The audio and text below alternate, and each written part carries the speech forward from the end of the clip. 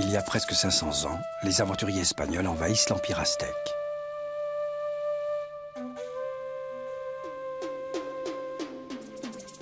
Ils y découvrent quantité de nouveaux aliments.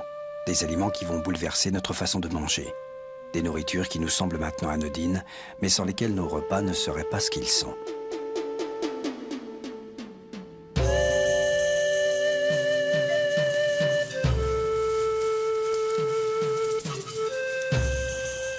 Tout commence en 1519. Hernán Cortés et une petite troupe armée débarquent sur la côte du Mexique. Cortés ne cherche pas de nouvelles denrées. Il a entendu parler d'un immense empire et de vastes quantités d'or et d'argent.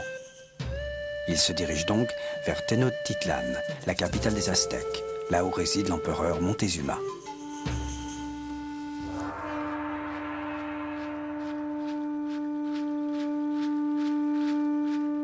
Les Aztèques sont un peuple fier. Ils croyaient qu'ils étaient le peuple élu du dieu Soleil. Mais pour laisser le soleil inonder la planète chaque jour, ce dieu exigeait des sacrifices humains.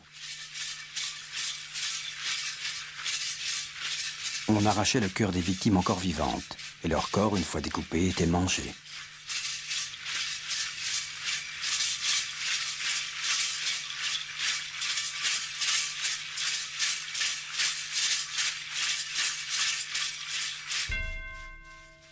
Montezuma savait que les troupes espagnoles arrivaient. Heureusement pour les Espagnols, l'apparition d'une boule de feu et d'une comète convainquirent l'empereur qu'ils étaient les dieux attendus. Il décida donc d'honorer leur venue en leur offrant ce qu'il avait de meilleur.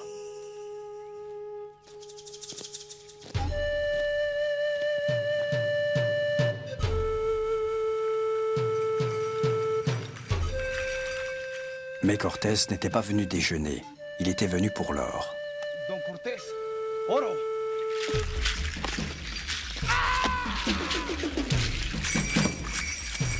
Chaque année, à la Toussaint, à travers tout le pays, les Mexicains retracent cette bataille avec l'espoir que les Aztèques vont enfin gagner.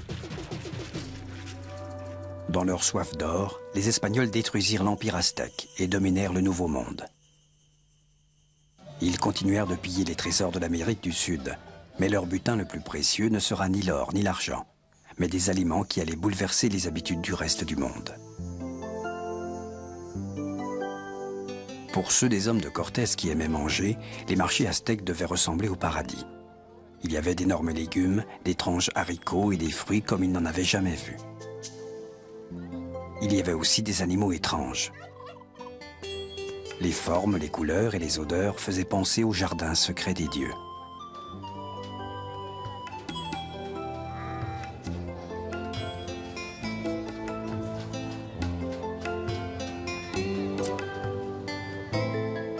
Voici Dom Chom, un des restaurants les plus célèbres au Mexique. On y sert des aliments comme au temps des Aztèques, avant l'arrivée des Espagnols. Fortino, le chef cuisinier, est un ardent défenseur des traditions culinaires aztèques. Les spécialités de la maison incluent le caviar mexicain, c'est-à-dire des œufs de fourmi avec des poivrons verts, des oignons et de l'ail. De l'amardillo à la crème de maïs. Et de l'iguane aux tomates vertes. Pourquoi conserver ces traditions culinaires?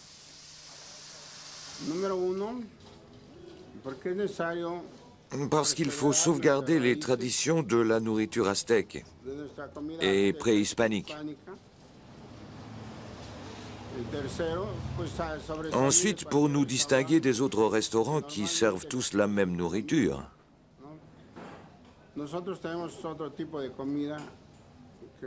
Nous servons des plats très proches de ceux des Aztèques, naturels, un peu sauvages.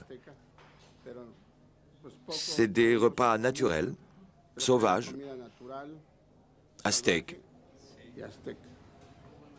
Fortino veut maintenir ces traditions pour que les générations à venir puissent, par la nourriture, conserver un souvenir des civilisations aztèques et mayas.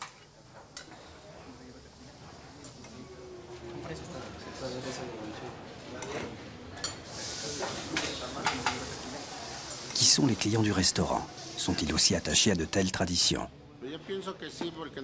Oui, je le pense, car il y a ici des gens du monde entier, beaucoup d'étrangers, mais aussi des Mexicains. qui veulent essayer quelque chose de vraiment mexicain.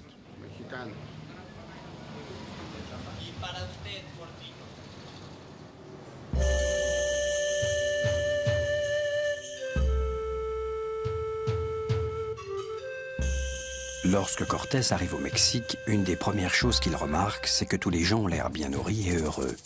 Cela n'avait rien à voir avec leurs habitudes carnivores, mais avec une plante qui leur permettait de nourrir toute la population, le maïs.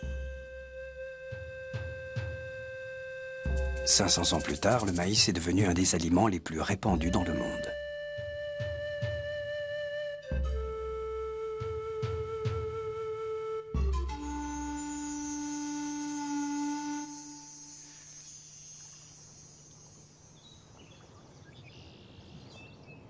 Le maïs était connu des Indiens d'Amérique du Nord, bien avant l'arrivée des Blancs. Petit à petit, il était devenu la nourriture de base des tribus. Il bouleversa leurs existences. Pour la première fois, ils se sédentarisèrent et construisirent des villages.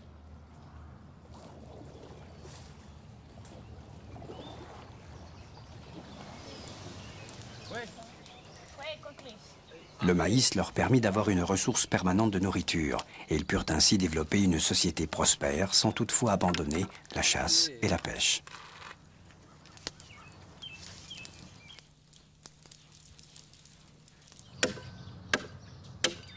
En 1620, les colons arrivent en Nouvelle-Angleterre. Une chance inouïe leur permet de découvrir une réserve de maïs le premier jour de leur arrivée. Cette réserve appartenait à une tribu indienne voisine qui la destinait aux semences de printemps. Ils l'offrirent aux colons et leur montrèrent même comment planter des graines.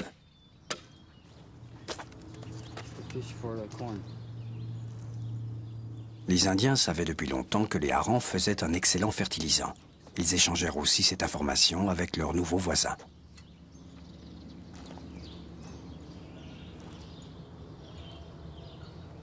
La récolte obtenue grâce aux Indiens fut abondante, alors que les semences apportées par les colons ne donnèrent aucun résultat.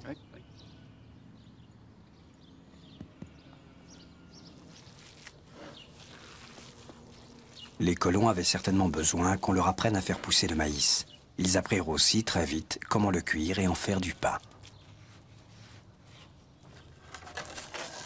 Ils auraient préféré le pain de blé, mais faute de choix, ils s'habituèrent rapidement au pain de maïs.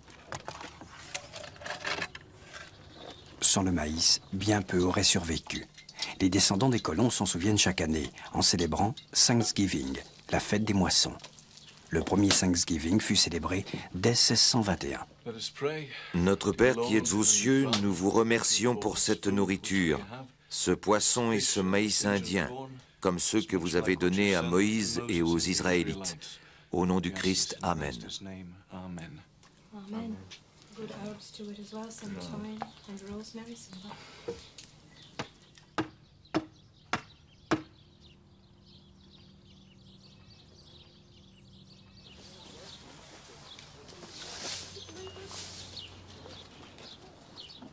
Les villages des colons grossirent pour devenir des bourgs puis des villes. De nos jours aux USA, il y a 15 millions de descendants directs des premiers colons. Quant aux Indiens, sans doute regrettent-ils encore de leur avoir donné le secret du maïs.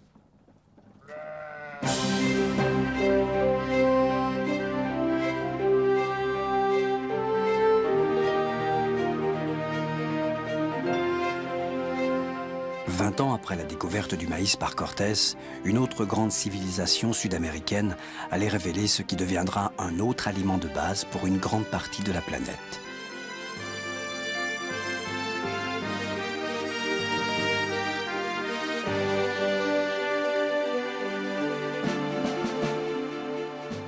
Les Andes péruviennes, 3500 mètres d'altitude.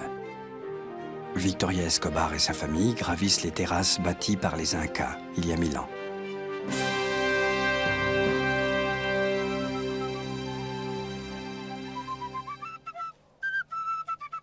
Ils viennent récolter un tubercule qui deviendra la nourriture de base de l'Europe rurale, un aliment inconnu du reste du monde avant 1500.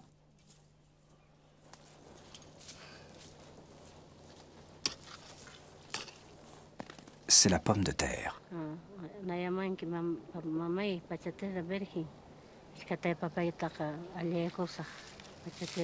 Avant de se mettre au travail, les Escobar boivent à la santé de la terre nourricière et à celle d'Apu, le dieu des montagnes.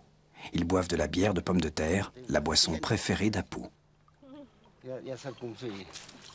Salut.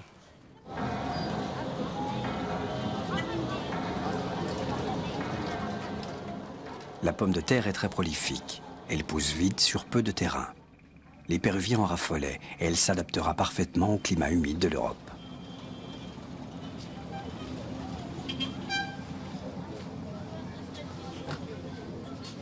Mais lorsque les Espagnols la ramènent chez eux, la méfiance est extrême. On pensait même qu'elle était responsable de la lèpre. Grâce à Antoine-Auguste Parmentier, tout change. Parmentier sait que la pomme de terre est économique et nourrissante et qu'elle sera très utile en France. Mais comment convaincre ses concitoyens?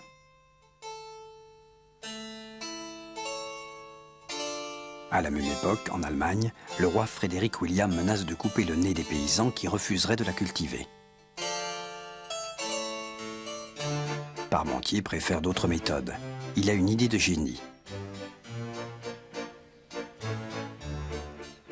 Partant du principe que les gens adorent ce qui est interdit, Parmentier plante des pommes de terre dans un champ concédé par le roi et le fait garder par l'armée.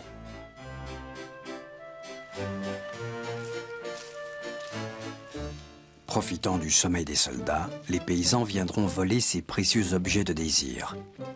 Ce tubercule dont personne ne voulait prit une valeur de contrebande et devint ainsi rapidement un aliment très populaire en France.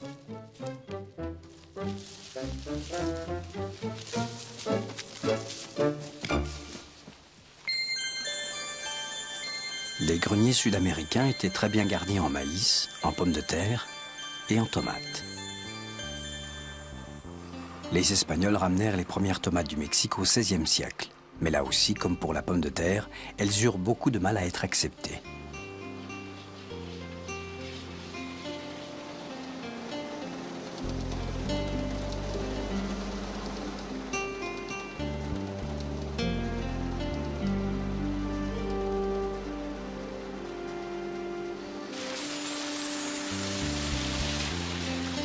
L'accueil de la tomate en Amérique du Nord et en Europe fut peureux, voire hostile. Guère surprenant si on sait que la tomate est de la même famille que la belladone, une plante empoisonnée.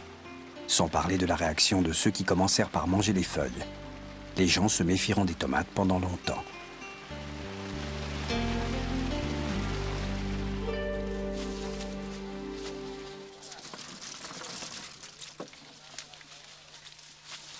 Le véritable problème était que personne ne savait quoi en faire. Mais elle était belle et on pensa même à s'en servir comme élément décoratif.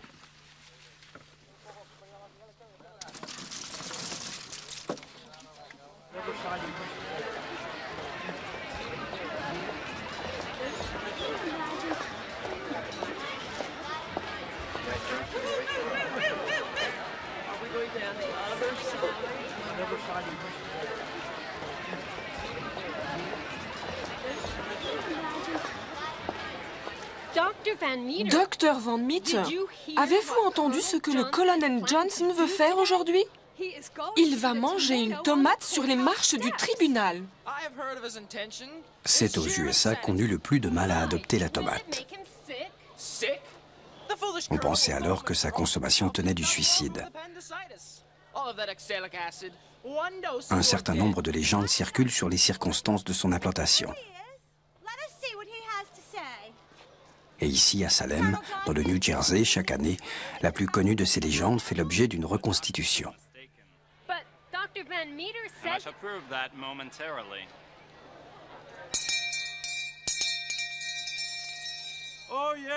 En 1820, le très respecté colonel Robert Johnson, qui était aussi le juge de Salem, sortit devant le tribunal et annonça qu'il allait défier la mort et manger une tomate crue en public. La foule s'assembla, espérant un bon spectacle.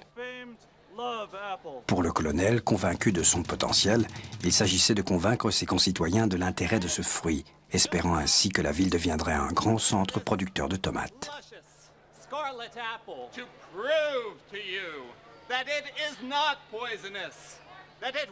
Pour les habitants de Salem, qui voient cette reconstitution chaque année, le résultat est toujours le même. Le colonel survécut et mourut âgé. Quant à la tomate, on sait tous ce qu'elle est devenue.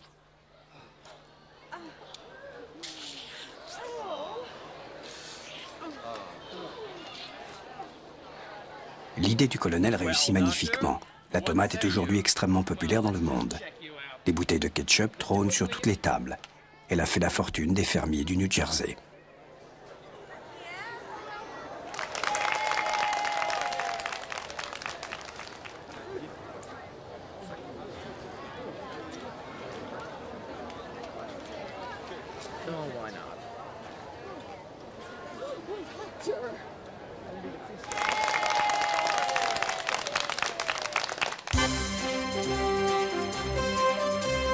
Mais d'un point de vue économique, rien ne vaut le maïs.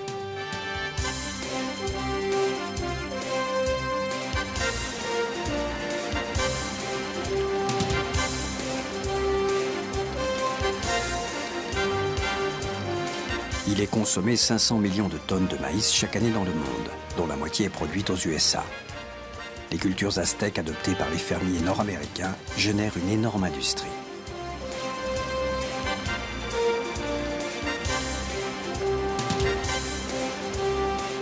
Le maïs dépend des hommes, comme les hommes dépendent de lui.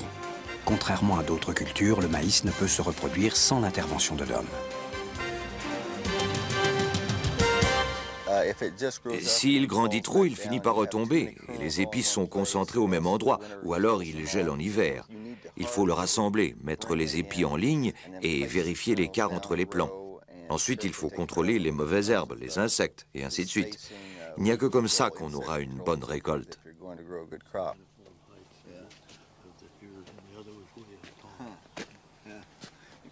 Personne ne connaît mieux le maïs que ces gourous de l'Indiana, Lawrence Beek et son père Francis. Eux sont à même de répondre à cette question préoccupante. Est-ce qu'on entend le maïs pousser? En juin, quand il pousse et qu'il fait entre 90 cm et 2 mètres, c'est comme s'il explosait en grandissant. Il pousse jusqu'à 6 cm par jour. Je l'ai vérifié. Sur 10 jours, il avait pris 60 cm. C'est comme si on le voyait pousser pendant cette période. On a presque l'impression que ça fait comme un bruit. Le secteur du maïs représente un chiffre d'affaires de plusieurs milliards de francs. Et en fait, les fermiers sont plus sensibles au bruit du tiroir-caisse qu'à celui du maïs qui pousse.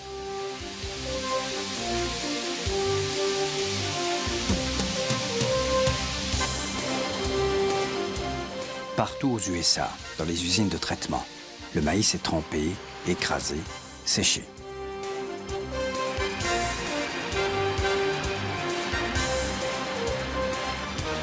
Il est réparti en 3 produits différents: aliments de bétail, huile de maïs et fécule.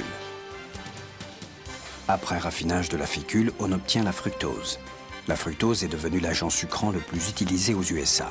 5 millions de litres de sirop de fructose sont ainsi déversés chaque jour dans ces citernes géantes. C'est de l'or liquide. Le contenu de chacune de ces citernes vaut environ 150 000 francs. Sous une forme ou sous une autre, ces vastes étendues agricoles finissent sur nos étagères.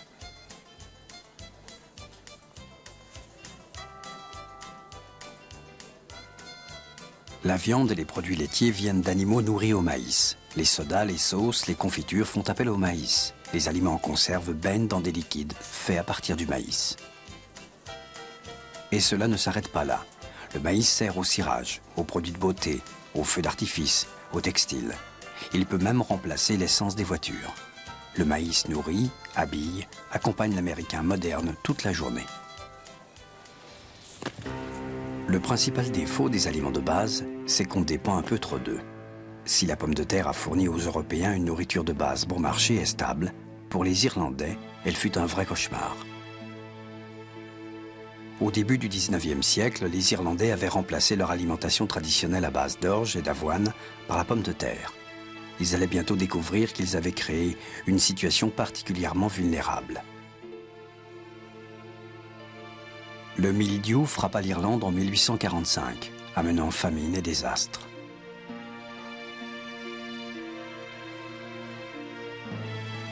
Au cours de 6 années terribles, 1 million d'hommes, de femmes et d'enfants moururent de faim, de typhus et de choléra.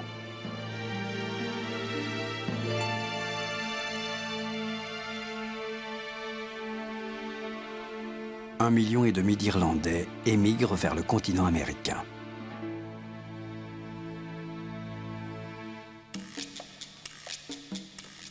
Depuis 50 ans, un scientifique péruvien, Carlos Ochoa, recherche les clés génétiques qui permettraient de prévenir de tels désastres.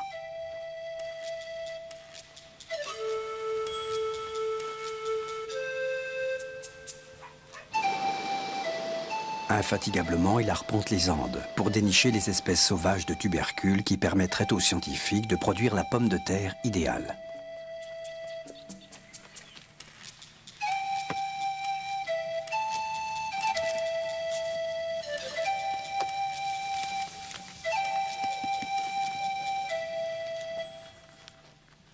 Au Pérou, Carlos est devenu une légende.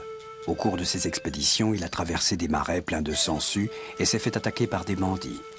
Il a même été capturé par les guérilleros du Sentier Lumineux. Ils allaient l'exécuter lorsqu'ils comprirent qui il était.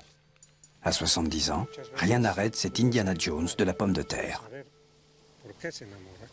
On tombe souvent amoureux sans savoir pourquoi. C'est la même chose en termes de vocation, d'inclination ou de goût. C'est quelque chose qui vous touche à l'intérieur, qui vous touche l'âme.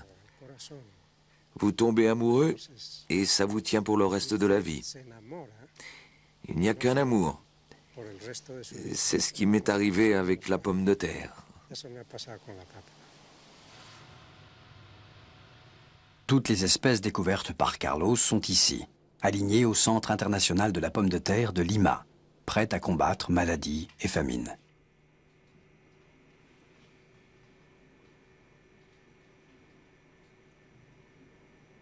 Le plus féroce ennemi des parasites de la pomme de terre s'appelle la pomme de terre poilue. Lorsque le doryphore attaque la pomme de terre, il mange les feuilles qui enflent et détruisent le système de reproduction. Les poils de cette pomme de terre sécrètent un gel noir et collant qui fixe les insectes sur les feuilles où ils finissent par mourir.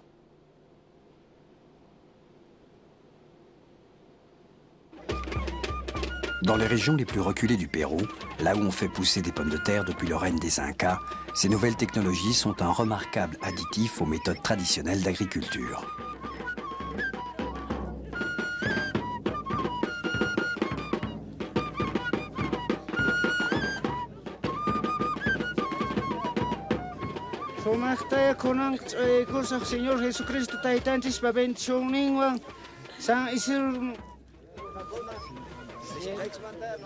À 4000 mètres d'altitude, les villageois de Cayo Grande récoltent des pommes de terre sur les terres communales.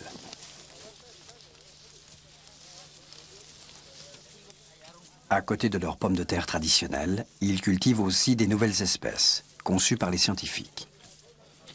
Elles résistent à tout et font aussi des frites délicieuses.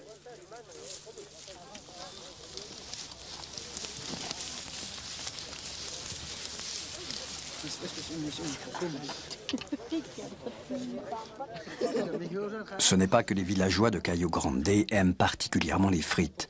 En fait, ils préfèrent leurs pommes de terre habituelles. Mais non loin de là, il y a la capitale, Cusco, où les gens adorent les frites et en redemandent continuellement. Ce nouveau marché est une source de revenus vitale pour ces villageois. Ces cultures leur permettent d'éduquer leurs enfants. Une mauvaise récolte serait un désastre pour le village. La plupart des hommes devraient quitter leur famille pour travailler en ville. Et s'ils n'y trouvent pas de travail, les femmes et les enfants restés au village mourront de faim.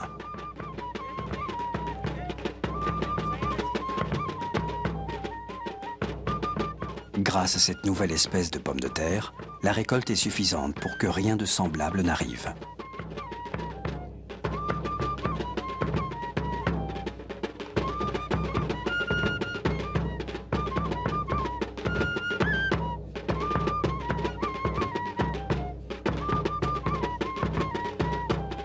Tout l'or et l'argent des ancêtres incas a été pillé. Mais des villages comme celui-ci partagent le plus grand des trésors de l'Amérique du Sud avec le reste du monde.